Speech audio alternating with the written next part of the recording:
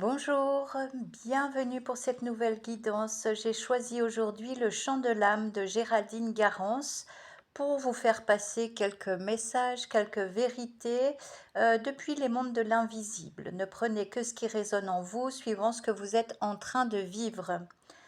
Vous vous êtes heurté dernièrement à une succession d'entraves, comme un parcours de saut de haie. Et dès qu'un problème était résolu, une autre situation éprouvante se présentait à vous. Aujourd'hui, vous êtes fatigué, vous avez besoin de répit. Alors, on vous conseille de vous tourner vers un ami, un thérapeute, en tout cas, quelqu'un dont la vision est dénuée de jugement, qui pourra accueillir tout ce que vous avez de lourd, de pesant dans votre cœur.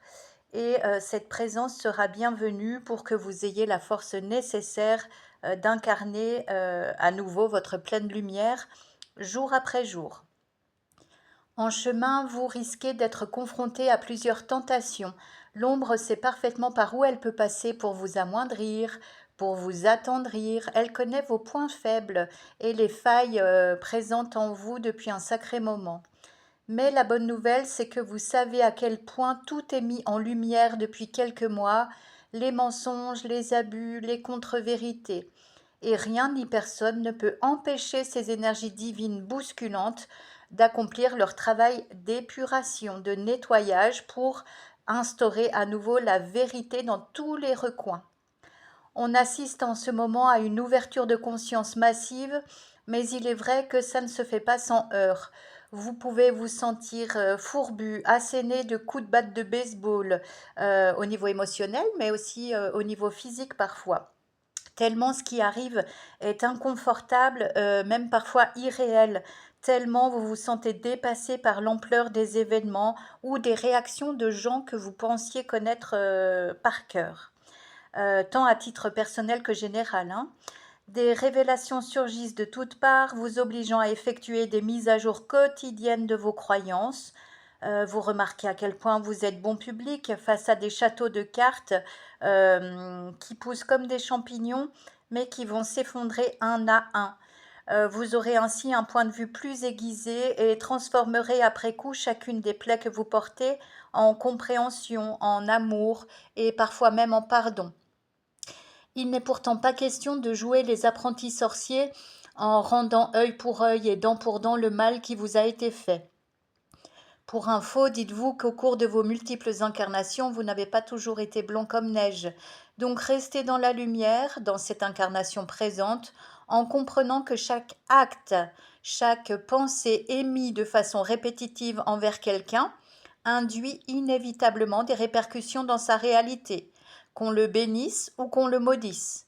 À vous de rester maître de votre état d'esprit en toutes circonstances et arrêtez une bonne fois pour toutes de minimiser vos ombres.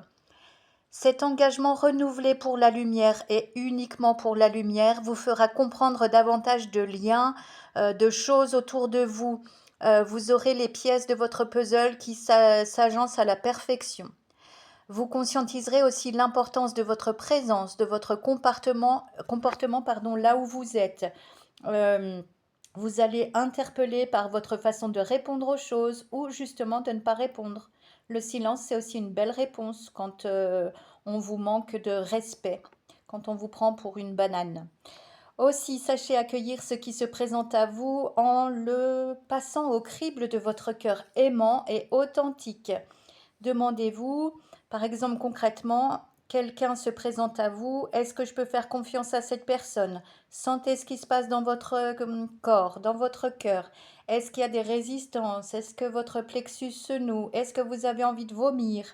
Ou alors, si une situation, je ne sais pas, vous êtes en train de lire un article ou d'écouter une information quelle qu'elle soit, demandez-vous si ce que vous percevez là est juste ou pas. Chacun est unique, bien sûr, et vous allez trouver ce qui vous fait dire que un tel est digne de confiance ou que cette information est correcte. Essayez et puis vous me direz comment ça se manifeste chez vous.